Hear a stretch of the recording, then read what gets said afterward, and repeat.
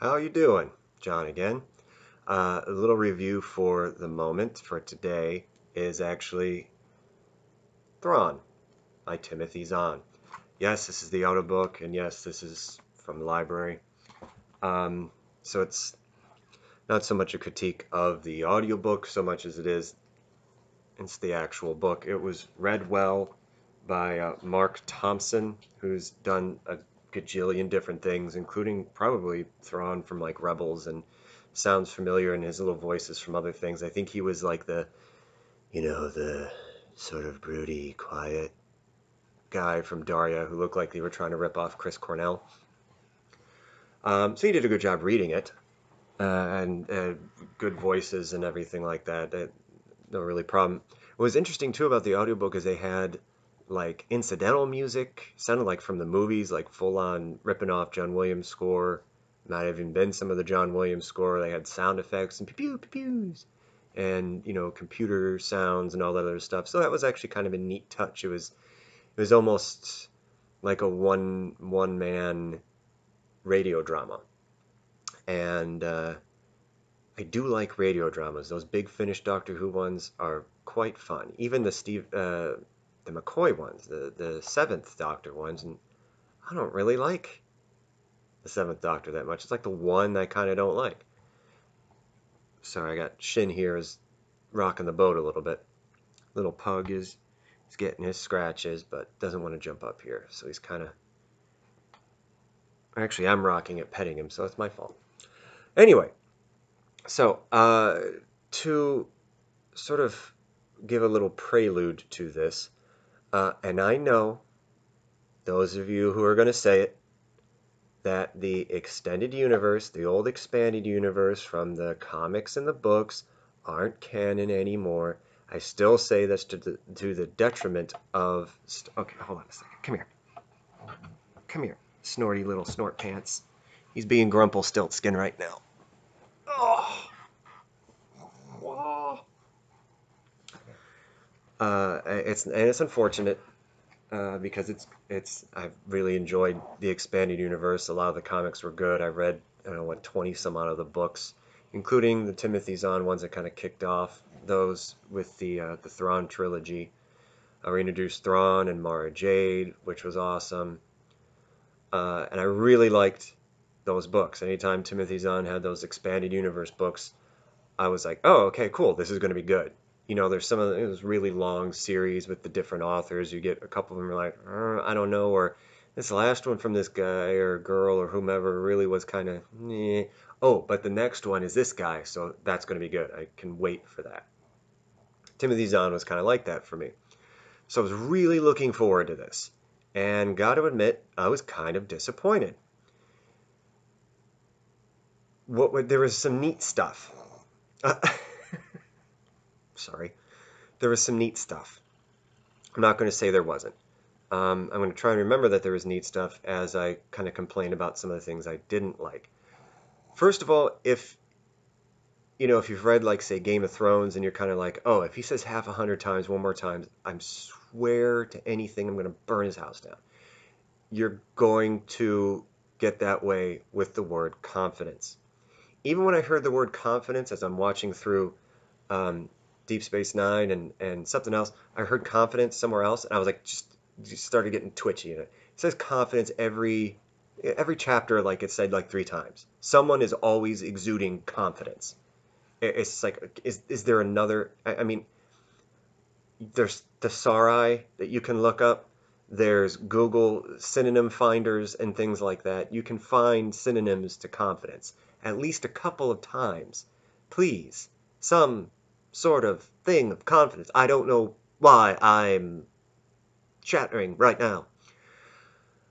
But this is confident. Oh, he exudes confidence. And as he exudes confidence, and he's standing there with confidence. It's like, Jesus, find another word. Please. On top of that, in terms of adjective use, I guess is the best way I could do it. It was really sort of Because adjective use I would not expect of someone with as sort of long, successful career writing as Timothy Zahn has. I don't know if he just sort of was phoning it in and it was just, I don't care. I'm putting it in there. It was, I wrote like a little short story for, just sort of mostly personal use. I might do some game stuff with it or anything like that.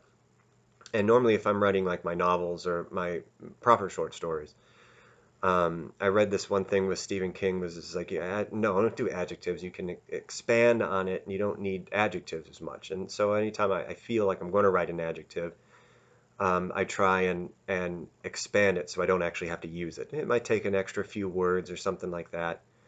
Um, but I feel it's more correct. It's less easy, it's less lazy.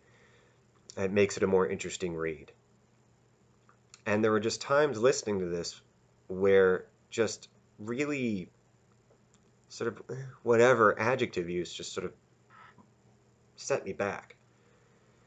Um, so those things kind of bug. Those are just sort of like as I'm listening to, again, a decent performance, they just sort of struck out at me in terms of the actual writing.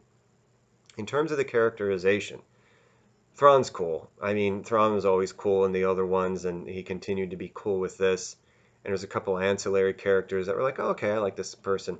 But there were two other main characters with it that I just wanted to slap every damn time. There was like, oh, new chapter. Oh, and it's Thrawn's aide, guy who becomes Thrawn's aide, person named Eli Vanto, um, who, long story short, becomes Thrawn's aide. It feels like his Imperial career is getting all messed up.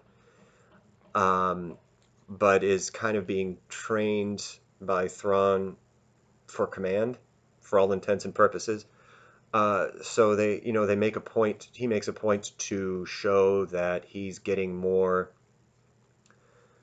uh, skill and training in tactics and everything like that.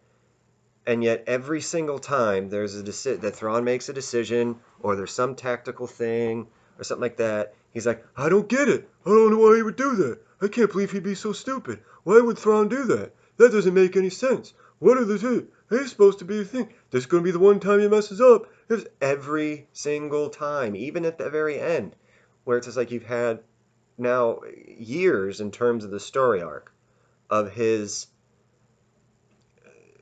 figuring out that if this doesn't make sense, let me wait to see the end, and it should. And it still wasn't doing it, still wasn't doing it, still wasn't doing it, and it got really annoying. And then the other person, they kind of had like a parallel person story and kind of interwove with Thrawn's a little bit.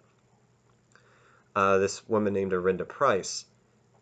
I just really feel he didn't know what to do with her. It was like, all right, well, she's going to get screwed over, and we're going to have her try and climb these power rankings and get to a point where she can do this and do that and get her stuff back. And it was, it kind of had where it was, all right, we had to give up on the family with my parents and do all this Imperial stuff. And at the very end, I'm going to be basically, spoiler alert, killing scores of people to save her parents.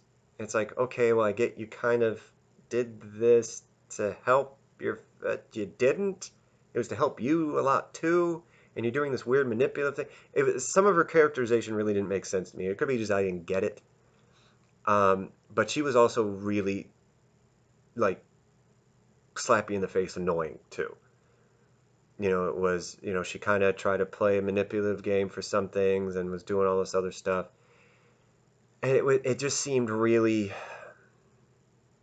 I don't know, maybe just because I became disappointed that the book wasn't just sort of real strict. All right, this is Thrawn. And yeah, you got to have a couple other things with it. This is really where the main focus is. It almost seemed like she was really kind of stealing that. Some of the Thrawn stuff I understood having Eli Vanto with it because it's a way to kind of have someone to play against Thrawn in terms of having Thrawn explain things to him. It's a lot of the time some characters will be there in order for someone else to explain it to them as the audience. Then we think of The Matrix. Neo doesn't know what the hell is going on in the beginning, and that helps you come into that whole sort of Archon fight and everything, the stuff he stole, that the Wachowski brothers stole from Grant Morrison, who stole it from Philip K. Dick, and Gnosticism, and then they did all that. So now Neo is your way to have things explained to you. So I understood him with that, but this Arinda Price was just really annoying, which feeds into just the sort of story of the book. You kind of start off taking out the Arinda Price stuff with the Thrawn. It seems that he's been, he's doing all this stuff to got the Imperials to kind of notice him, and found that he was on this abandoned world and thought he was exiled, and did all this stuff to get them to take him, and is studying them, and everything else like that. And you sort of follow his career, and especially as it kind of focuses on, there's a sort of smuggler person who becomes kind of a resistance leader. He's almost sort of like Thrawn's opposite in a certain extent, kind of almost a little bit like a Moriarty, the way they kind of do Moriarty with the new Sherlock, where he's a consulting criminal. Well, I guess they kind of did that with the original stories too, but he was kind of like that a little bit. You are super twitchy. I don't know. So they kind of did that, and that was I don't know. It would have been more interesting if they would have done that as like a sequel book. But I guess they needed a way to help show Thrawn climbing the ranks and having, sort of these clever ways to kind of defeat or get one over on this other clever criminal insurgent leader.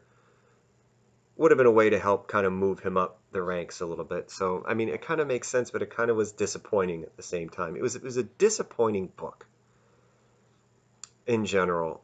Some of the things I did think was cool, though, is, a lot of the times if you're reading the person's descriptions of how they're sitting or standing, or how they feel in terms of any tension or calm or confidence or anything like that, is just part of their narration. But Timothy Zahn did something with this where it's all those things are kind of described, at least when Thrawn's there, by Thrawn's observations. So you're getting the description of things, the people's postures, their clothes, the look on their face, if they're holding everyone's holding tension, and then he can see everyone's tension through their things. I guess the glowing red eyes helps with some infrared stuff, but he makes a distinction between seeing heat and seeing tension. But everyone's got tension in their arms or like that, and he can kind of. But you're having those things described by his observation, so it's almost sort of like half of a point of view chapter every time he's there, because you're hearing his sort of mental calculations of what people are doing and the way they look in it. I thought that was neat. I like that. I did like this sort of almost Book of the Five Rings sort of tactical leadership advice for the warrior that was supposed to be Thrawn, I guess probably his journal that he gave to Vanto at the end, but also his sort of advice, and you hear it in the audio. It's read in Thrawn's voice, and it's his advice to warriors, and a warrior will do this. Faced with this, sometimes allies can do this. They say, if you have a friend or if an ally versus an opponent versus a friend, it's kind of interesting in that sort of, if you read those sort of Musashi Miyamoto or even Dao De Jing or stuff like that. It was kind of interesting in that sort of aspect. That was neat. The way that Thrawn took care of the things he took care of, and the tactics that he used, a lot of those were neat too. So there was definitely good parts about it, and there was definitely things that made it entertaining and enjoyable. But there was a lot that made it kind of frustrating as well. So Timothy Zahn's Thrawn, sort of disappointing. Unfortunately, I was really looking forward to it, actually. Like, Timothy Zahn's doing a Thrawn book? Yay! And it was kind of a... So I don't know how to put that into terms of stars or thumbs or tomatoes or anything like that. It's just sort of a... kind of disappointed by it. So, like, subscribe, even share any of that other stuff if you're into it. Again, we were talking about Star Wars Thrawn by Timothy Zahn. And that's all I got for this one. Have fun.